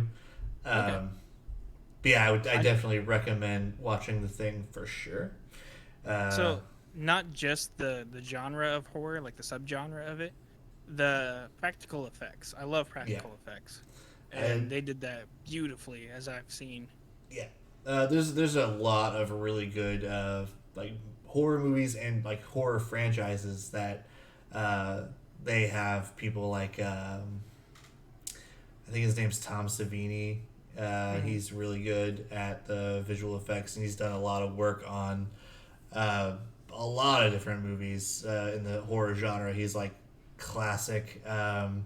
Yeah, so most of the time, if there's practical effects in a horror movie, it's going to be better than seeing it CGI because practical effects are just better. There's no way around it. And this is not even just us being like smarmy little buttholes. We're like, I think we would be in the minority if we thought CGI was better than practical, or we're better than practical effects, because CGI has so much potential to be good. It's just always it And it comes has down been. to the lighting. and Always CGI the lighting. and CGI has been good. Yeah. Like They make full fucking movies out of CG, like Avatar. I think Beowulf. No, I think that was all hand drawn. Beowulf, Yeah, it might have been. I think it was all hand drawn, which is Insane. fucking insane. Yeah, insane is like an understatement. And then I didn't really like Beowulf as a movie, but the fact I that they're never all, watched it. the fact that they're, I had to watch it in class once, which was weird. Like They show butts in that. they show butts. Maybe it's the hand drawn butts. Okay. Yeah, It's like that could be a butt, but it also could not be a butt. but they like captured like the essence of You butt. can see the little hairs on it and everything. Yeah, they captured the essence of butt really well with the pen that they drew. on it. I think the only movie that we watched in school that had a butt in it was Dances with Wolves, Oh, and it was Mrs. Cox. yeah, She, yeah. They ran over to the TV. She's like, no. It's like that's a man ass. That's so man. Was it man ass? Was it Yeah, it's Yeah. Kevin Costner's butt. Kevin Costner's Kevin Costner's man ass at that. Every time I think of Kevin Costner, I think of China, Illinois. I don't know if you ever watched. Uh, I've heard of it, but One of the characters was like, there was like a whole episode where he was like really inspired by Kevin Costner and Dances with Wolves. didn't Hulk Hogan voice somebody on that show? He might have. I watched it for like a brief. I think that was like a selling point of it, that Hulk Hogan was one of the voices on there, and like Might have been. I can't wait to watch a Hulk Hogan movie for this podcast because they're all bad. We're gonna watch No Holds Barred. We're gonna watch, well, something about a Suburban Commando would be funny. I think that's the one where he holds up somebody's like, "What's that smell?" And they're like, "Dookie," and he's like, "Dookie." I didn't know he did movies. Oh yeah, they're all bad. Dookie. Yeah. There's some wrestler movies out there that we're probably gonna end up getting. If we get They Live, which is, I love that movie. They Live with Rowdy Piper. Yeah, I was just about to talk about him. I saw a video on YouTube where they're covering knockoffs of movies, and one was Harry Potter, and Roddy Piper played like a Dumbledore like character in it, but Rest in peace. he was, yeah, R.I.P. R.I.P. to both Roddy Piper and Dumbledore. Yeah, to both. I forgot Dumbledore died too. Yeah, but he. So like you're watching his performance, and it seems like he's just like there for a few days, and he doesn't have any lines, so he's just kind of making it up on the fly, and he's drunk. I loved him in It's Always Sunny. Oh, he's so good. I loved him in that. So funny. It's like banging the phone on the receiver and getting pissed over $15. I think we're just trying to beat around the bush here with trying to decide a champion, because this is a really difficult one where, like, how do we decide? Okay, so something you said earlier, and I've kind of been thinking about it. The movie that we pick has to go up against a lot of other movies. So Right. I think I would swallow my pride here and give it to In the Tall Grass, just because that movie is probably going to hold up better. It's going to hold up against different genres of movies, as The Souvenir is, I think, the top one, but it's only because of certain things about it. Like the subtext in it was honestly confusing at first, but the more I thought about it, I actually kind of liked the movie. Yeah. Had a very, the storyline was good, like the story was good. It made you think a lot. Yeah. I'm gonna give it to number 2 though. To me, In the Tall Grass was a better movie just because here's my argument. It's not just because it's in the horror genre, that's a part of it, but so for The Souvenir, I feel like it got very boring at times, and it dragged, and some of the dialogue was very what is the word, pretentious, and I just feel like the writing kind of didn't do any favors for parts of it. That's what I was about to get into. Was I feel like certain parts of it were like the one that keeps coming to mind is when they're about to have sex, and she like goes under the blanket to give him a, how's your uncle kind of to give him an old fashioned, a little Monica Lewinsky, and he says, "Oh, you're such a dark horse." And so yeah, it's weird. Yeah, nobody talks like that. that is another thing that threw me off is like some of the things that they would say to each other, nobody would ever say to anybody else. Like if you there's parts of this where you're like, this is a fucking movie. Like I don't like feeling that way when I'm watching a movie. I kind of, unless it's like a fantasy, but even like Lord of the Rings, I feel like I'm on that journey with them. Like that's how good that is. But it's like, so like you want suspension of disbelief because you're watching a movie. You want to get invested. I feel like I did that with In the Tall Grass. I don't feel like I was outside looking in on a relationship with the Souvenir. I don't feel like the abuse that we watched at the hands of the man in the Souvenir. It wasn't like physical abuse. It was emotional abuse, which is significant. I feel like there were parts of it where it felt very real, and the performances were very good, and it felt real. Like when he was going through withdrawal, I thought it was captivating, but was it enough to justify it being a champion to me? No, because. Go ahead. Sorry. No, okay. So I'll let you. After I say this, like I feel like the rest of the movie, there were moments where not only was I bored to death at the movie getting somewhere. Once it gets there, it's good. Don't get me wrong. It just takes forever to get there, and I like slow burn, but this is like molasses, my guy. Like.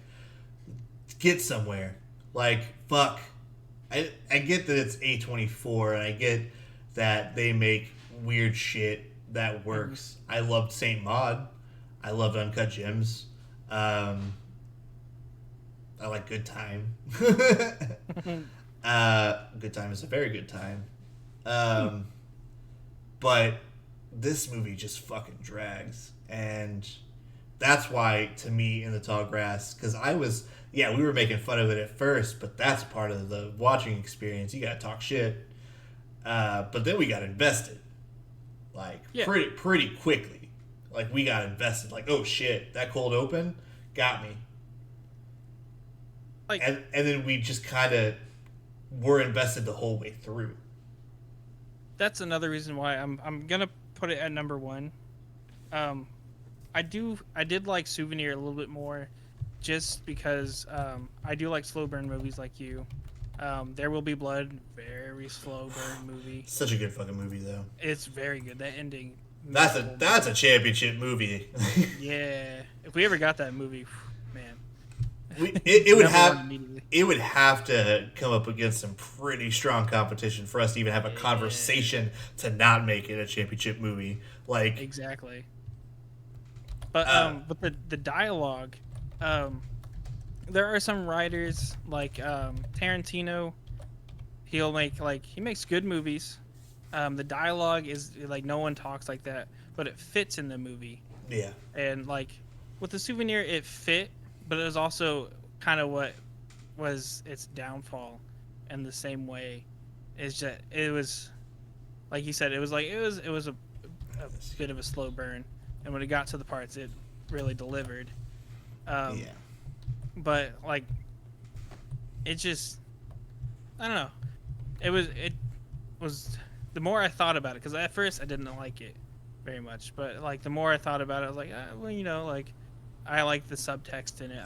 And I think that the dialogue is not bad. Yeah, I think that may be telling. Like at first I didn't like it, but I had to come around on it. Yeah. Maybe that doesn't make it championship material unless it was like mind-blowingly good if you think about it for longer. Like I feel like there's an exception for that. But like it took me a while to even fathom the Souvenir being like I had to think about that movie for a couple weeks before I was like, you know what? It wasn't terrible. Mm-hmm. It's not something I would ever watch again. And I think that's also pretty telling too, is that like I'd probably watch In the Tall Grass again. Because I enjoy it. I thoroughly enjoyed myself watching that. I really enjoyed In the Tall Grass. I probably wouldn't watch it again just because the horror thing. Like, Yeah. But Fair enough. I'm gonna put it at number one because it has, like you said earlier, it has other movies to go up against, and The Souvenir, as even though I liked it and I wanted it at number one, I don't think like no matter like because we don't know what we're gonna be watching, and I don't think that movie's gonna stand against like a lot of like if we got that movie and then let's say like trying to think of another like slow burn movie that's okay.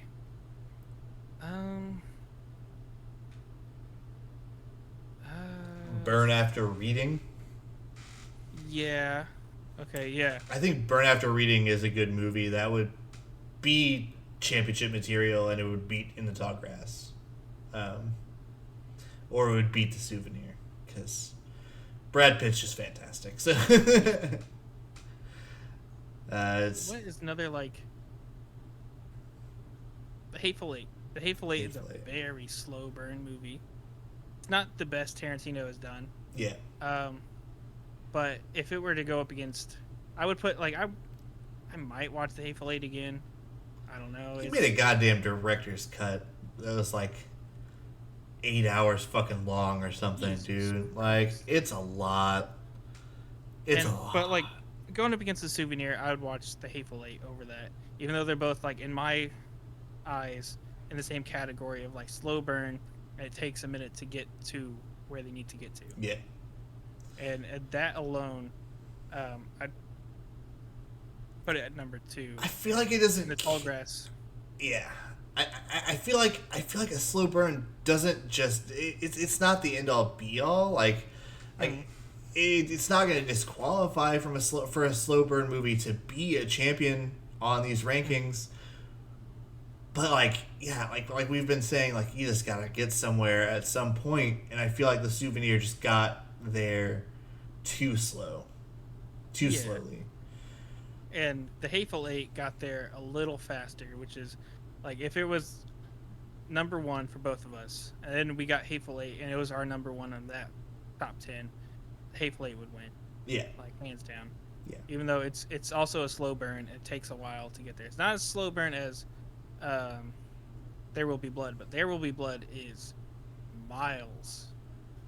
That's a goddamn masterpiece, dude. I've seen that. I've watched that movie like 5 times in the past Really? like 2 years.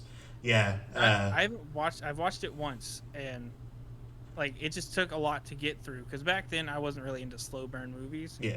But when I got to that end, it just built up so quickly. It's like Daniel Day-Lewis and Paul Dano just fucking crush it in that movie, and it's like it's one of the best movies I've ever seen. I got an old boss of mine to watch it. He was like, the movies you recommend, I'm not into them because I don't. And I'm like, okay. He was like, fuck it. What movie should I watch tonight, Shawn? And then everybody was like, oh no. And then I was like, have you ever seen There Will Be Blood? And then he was like, no, who's in it? I was like, Daniel Day-Lewis. He was like, okay. I was like, Paul Dano. And he was like, I don't know who that is. I was like, Little Miss Sunshine. He was like, who's he in that? And I was like, he's the teenager. He's the teenage boy who doesn't speak. And he's like, oh yeah, he's great. And I was like, yeah, Paul Dano's great.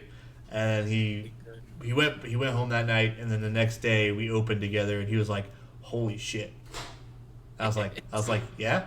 He's like, that was an amazing movie. I have some theories. And I was like, that's awesome. That's That's what it's all about. That movie, that movie does slow burn well. Yeah. Agreed.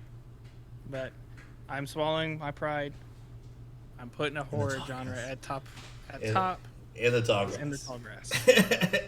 Our rankings for our first champion in the Tall Grass. Congratulations. Congratulations in the Tall Grass. If I had balloons and poppers, I would do Yeah. a little fucking banner comes out and says The Souvenir. I'm like, Get back in there. it'd be very fitting for like, because like the Oscars do that shit all the time, where they like mess up. And they're like, oh shit, it wasn't this movie. It's actually Actually, our first champion is a movie we haven't seen. In these 10, it's Moonlight. We actually Moonlight actually is their first champion. Oh shit! I'm just kidding. There Will Be Blood as our first champion. It's not La La Land. It's Moonlight. Moonlight won.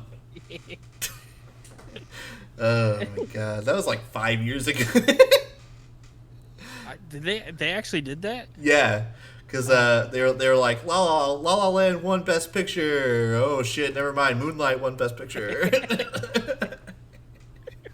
On the biggest award of the night, they fucked it up. They live too. Yeah, it's fucking hilarious. But yeah, this is our ranking for the first 10 episodes that we have done. It is only going to get better from here.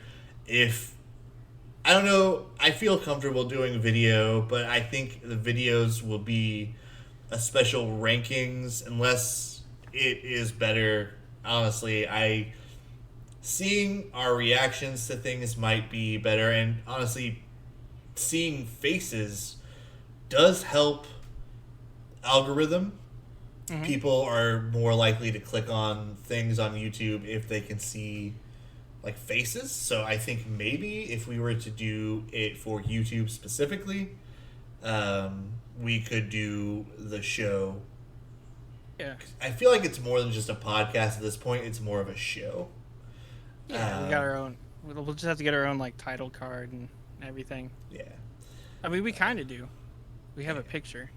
Yeah, that's true. Made by our very good friend Ian Dawson. Yeah, absolutely. Good friend of mine. Oh, another old roommate of mine. So, but Shawn only works with people he's lived with. Yeah. Sorry, everybody. I actually had a podcast about the Pokemon trading card game for a while.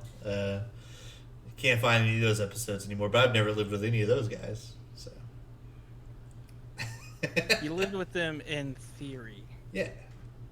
Yes. But yeah, that's our rankings list. If you are watching this, let us know if you would rather us do video. I would love to probably do more video. I don't mind doing video. It's not as bad or as uncomfortable as I thought it would be. Yeah. Because I'm not really. I don't really like being on camera. Yeah. I mean, but it's not bad. Yeah, nah. And I got over that fear pretty fucking quickly.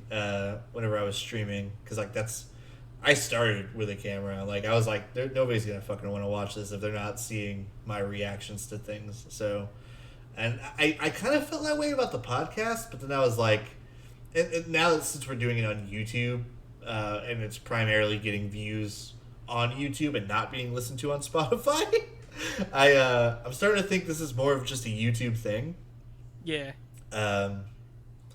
So. Fuck it, we'll just do video from now on. Yeah, we'll fucking do video. Fuck it, we're doing it live. Yeah, we're doing it live. Well, we're not. No. It's live for us right now, but yeah. I mean, for you it's not. Not for you.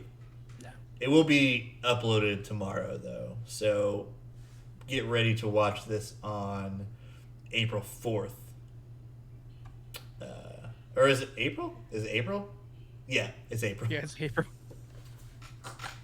And then we're going to be watching... Well, we've already watched Flower, and by the time... Flower was made in 2019 as well. It's another 2019 movie. Or was it 2017? It was one of the two. But it's a pretty fucking weird movie. Adam Scott is in it. Kind of. Yeah. We were going to record it that same night, but it kind of... We had to simmer with it for a second, just because it's a very... We got to play catch up, basically. Yeah. Because we're not behind, but we are behind in a sense. But we're like a couple weeks. Yeah. Yeah, we got to play catch up. So I think we're gonna have some work to do. Either this, it's probably gonna have to be this week at some point. I know that. Yeah. I know that you have a job now, but it's not like. It's not going to cut into anything, and I work mornings most of the time. The next 2 days, I work night shifts. So we could probably get something... We could probably get something done early for the next couple of days. I don't know Maybe. if you're I doing something. I work at 4 on both Tuesday and Wednesday. Okay. Um, See, I work at 8 p.m. and I work at 6 p.m. And then that's the way it's going to be for the next 3 weeks. damn. Yeah. Because I'm working 7 days a week right now. I'm working all of April. That way I can have the money to go to these TCG events. The Pokemon trading card game I play it. I play regional tournaments. I've gone to Orlando. I've gone to Charlotte. Next one's in Portland, and after that Hartford, and then I'm going to go to Columbus for the International Championship in late June. So this is why we're recording in advance as well. That way, whenever we've got shit going on, we can just have something uploaded on the days that we have shit going on. So Sometimes life gets in the way. yeah, and we would like to have consistent uploads once a week. But yeah, I think we crushed the first rankings episode, and we have decided we're a video podcast from now on, or we're just a fucking YouTube channel at this point, right? Pretty much. I mean, that's where we get. I haven't seen the Spotify ratings yet, but we get. I think we've 99%. I think we've had 2 listens total in the amount of time that we've been doing this, and So yeah, we're a YouTube channel. Yeah, we're a YouTube channel. So we're actually consistently, we're at least getting views. Yeah. But we're not really growing as a channel. We're not really getting subs. We've had, 1 new sub, in the history of... Because this kind of started as a channel for the Pokemon trading card game, and I already had people sub to it, so I kind of cheated. But... because I had some subs on that channel already. I might do that again for my Laser Limon channel. That is my main YouTube channel to watch shit on, and that was my Twitch name. It still is. I just don't stream anymore. With 700 follows on it, flex, and then and that was only in a year and a half that I was doing it, which is honestly pretty fucking impressive, to be perfectly honest. I did not expect that. So a lot of those people came over to my Laser Limon YouTube channel, which became Fear and Broathing. So we have those subs for that reason. It's still not a lot of subs because people didn't really watch. But the people who did, dope-ass people. We love you. Yeah, and I feel like some of those people are checking out what I'm doing now, which is great. And Joe's one of my best friends, has been for 20 years. So long fucking time. Yeah. So if they liked listening to my stupid ass talk for 5 hours at a time, they're gonna like Joe too, because we banter well. We have chemistry because we've been friends for 20 fucking years. So I don't think there's a better person to be doing a podcast with than somebody you've known for 20 years. You disappear on me? I think your camera froze, and I was like, oh shit. I don't know if you, okay. I don't know if you heard me, but I heard friends, then I heard benefits. and then spot on. I was like, we've been friends with benefits for 20 years. Is that what you said? No. I was like, I said, I don't think there is anybody who would be. I don't think there's anybody better to do a podcast with than somebody you've known for 20 years. So, yeah. Childhood friends. Yeah. So this is the perfect situation for me because I've always Same wanted. here. I always want to do something creative, and I know Joe does as well. And that's one of the reasons why we became quick friends to begin with. Is that we've always just been we've always envisioned ourselves as very creative types, and we just get to talk about movies because that's one of our favorite. That's one of our pastimes. Is we would sit down, watch a movie, and talk shit about it. So not only are we just like, Usually bad movies. yeah, not only are we like creative people that are trying to do other ventures creatively, Joe with music, me with Actually, writing. I've been dabbling into art lately, Yeah. and I'm actually trying to. I'm getting a second job to try to save up for a beefier computer so I can start making my own shorts Yeah. because Ooh. I love short films Yeah. and I've always wanted to like Shawn and I. Whenever we lived together, we act like Shawn was just talking about writing like before I interrupted him. Yeah. Um, and that's one of like our biggest creative outputs was writing, Yeah. and I've always had shows and shorts I've always wanted to do, so I'm just gonna fucking tackle it. Yeah, and we would probably collaborate on some of those too. So. Oh hell yeah, I was whenever I actually got the computer, I was gonna ask you to help me with some writing and voice acting. Yeah, I'm down for both of those things for sure. Hell yeah. Yeah, we've always been friends because we've always wanted to do something creative. And if we could ever do that for a living, that would be like our dream. So it's like I write. He's Joe's multifaceted. He's a musician. Shawn He is can, too. He's being humble. he can write. He can.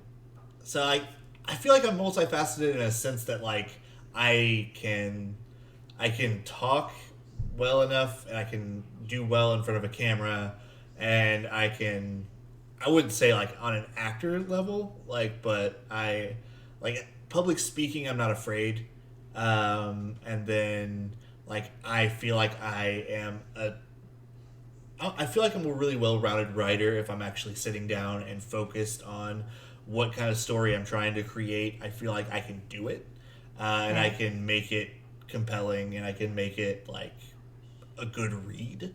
Uh, Yeah, but I 100% agree.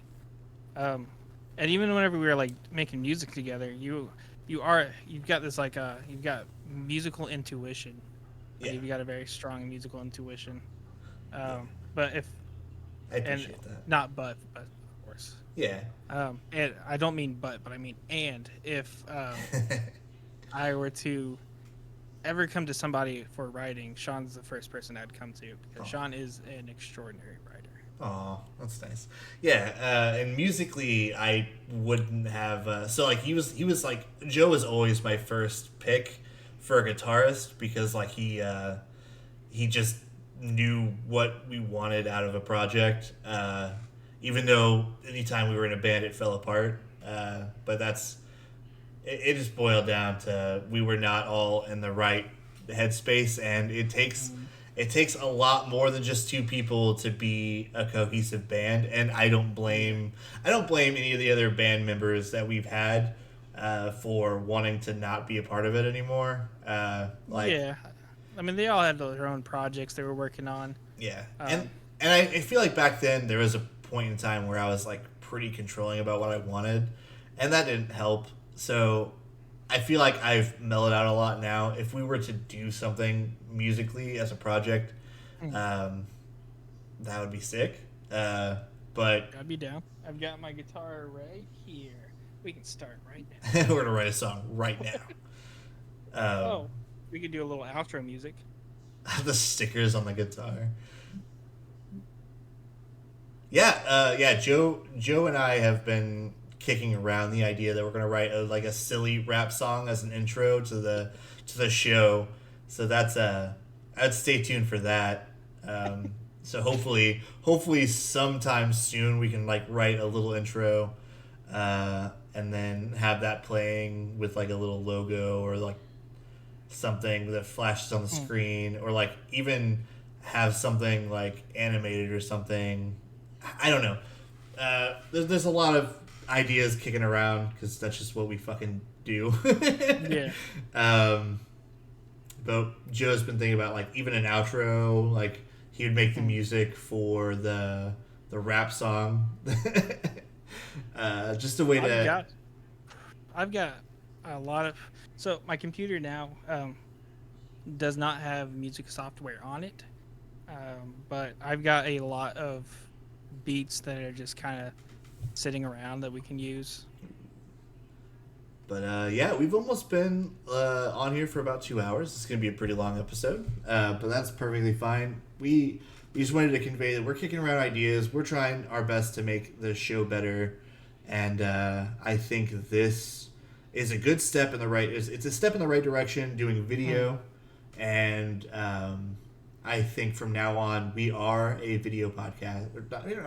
We're a YouTube channel now. Yeah, It's not a we're a, podcast. we're a vodcast. We're a vodcast. That's fucking right. Yeah, and these are going to be long reviews. It's basically freeform, and I know that freeform does fairly well on YouTube. I'm a YouTube fucking junkie, so Me too. I know that these longer videos tend to do well. I know I watch a lot of them, especially while I'm working. Like I'll just have it playing. So, yeah, just let us know how you guys feel about us just doing a YouTube thing. And because obviously Spotify isn't fucking working. Spotify's not working right now, but hopefully if we get enough traction, we can start putting it on there. Yeah. And I'll that'll- probably put it on there anyway. But Yeah. at some point, something's got to give, and we're trying to actually progress and make this something that not only are we proud of, because we are proud of it, but we also I want. love doing this. Yeah, it's one of my favorite parts of the week is to just sit down, watch a movie with one of my best friends, and then talk about that movie for an hour, 2 hours, whatever it is. It's really fun, and we would really appreciate it if more people would subscribe to the channel, would like the videos, would comment on the videos. I don't Get that want algorithm going. yeah, and I don't want to be one of those people who are like, "Oh, do this." I'm Make not. sure you like and sub to the video and Yeah. leave a little comment of what you thought. Smash that motherfucking like button. Make sure you leave the bell on for notifications. And I don't want this to be like something where, oh, we're content creators, because, gross. Yeah. Fuck that. We are movie reviewers, and we are close friends who like shit. And don't like shit. We ranked 10 fucking movies that we have watched. And we're gonna do that for every 10 movies that we watch. And once we reach 100 episodes, we'll rank those 10 movies that were champions. So we'll have grand champions. Then those grand champions will get, I don't know. Master champions. Yeah, after 100 years, we'll Yeah. get a master champion. Yeah. I think we'll at least get to where we'll have 100 episodes. I hope so. Oh yeah. Then that will be the master champion. And then if we ever get, so like, it seems like we do 10 episodes every 2 months. Yeah. Every 3. No, this is the 4th month. So every 4 months we get a 10th episode. Yeah. So every 4 months we would get a champion of that. So every. And then we'll have 100 episodes, and then we'll rank all those movies in the championship category for everyone that became a champion. So In the Tall Grass is our first champion. That is going to be facing off against 9 other movies. And then, so I think it'll be like at 1,000 episodes, we'll have another champion crowned between the champions of the 100 episode, or the 100 episode through the 1,000th episode, because it's like, yeah. So who knows? Maybe In the Tall Grass will subvert expectations, and it will be one of the best movies we've watched on this. But with a randomizer, it's pretty fucking sick. So we never know what we're going to be watching next. But And that's the beauty of it. I feel like, because like we started off as, I know we're trying to close this off before it gets too long, yes. but we started off, the first 2 episodes we picked out, and then we were just like, we couldn't find any movies. Well, I couldn't find any movies to do. So Shawn and I found a website that we now use, which is beautiful because 90% of these movies I would have never watched. Well, I did. I watched Flower on my own, but Yeah. that was years ago. That's the next movie, by the way. We've already said it, that's but next. Flower is interesting. But, Yeah, it's a little weird. yeah. I'm excited to see what's after Flower because it's like, what is it going to be going up against? And like, this is another thing that the rankings just create competition for the other movies. So it's just like, what is going to be on it, and what is going to be the easy, shit movies that we put up on the top of the rankings, or the bottom of the rankings rather, and then what are we going to put in championship tiers to be facing off against in the tall grass. It's going to be very exciting for us, and hopefully exciting for other people, and that's our hopes. We want to do cool shit like rankings and championships and stuff like that. So just we're so thankful for anybody who's watching it and for anybody who's going to be watching in the future. Thank you for getting through all the awkward shit with us. We're done with the awkward shit. We're still going to be awkward, but the awkward shit's done. Like all the bad juju is gone. All the bad episodes, they're bad episodes for a reason, but they were still watched and listened to, and thank you for that. Now we journey into so this probably won't be our peak, but we're growing as we go, and thank you for being a part of this because it's been fun, and thank you. Just bottom of our hearts, thank you so much. We love you guys so much. You're gonna make me cry. You like us. You really like us. You really like us. I held up my little fucking bobblehead. In case anyone, I don't think I've said this. I probably have. I can't see Shawn. I have not been able to see him this entire time. He can see me, though. I cannot see him. Anytime I look over, I'm just looking at myself. But Anyway. I'm going to see him whenever it's done. Yeah, absolutely. Anyway, that was the ranking episode. We determined our first champion in the tall grass. Congratulations. And you will be moving on to the big one. I give this to you in the tall grass. It is a dead vape. It is your trophy. This random name tag that says Ashton goes to Baby Geniuses for being the worst movie from the first 10. This goes to Baby Geniuses. Oh, it's mirrored. It says Jackass. Jackass. The Jackass Award to worst movie in the first 10 episodes goes to Baby Geniuses for being dog shit. And then In the Tall Grass is the best movie out of the 10. All right, guys, we're going to go ahead and get out of here. Would you like to say anything before we go? I mean, I feel like you said it better. You've already said it, not better, but just you've said it pretty well. Yeah. We love you guys. Thank you. Hopefully you guys watch us from now on, because this is a very fun creative output for us to do, and we hope to continue to do it and hopefully make some De Niro while we're at it. Yeah. Be But transparent. if not, I mean, yeah, we're pretty transparent. Well, me myself, I'm like, as a person, I am opaque. Yeah, very opaque. My intentions are transparent. But first and foremost, it's just not only just we're entertaining ourselves, but if we can entertain other people, that's the joy. Yeah. But yeah. With all that being said, I know this has been 2 hours. Put that shit on like 1.5 the speed or 2 times the speed, and just rip through that shit. And maybe we're getting you through a work day or something. And we appreciate you letting us into your ears or your eyes, Or both.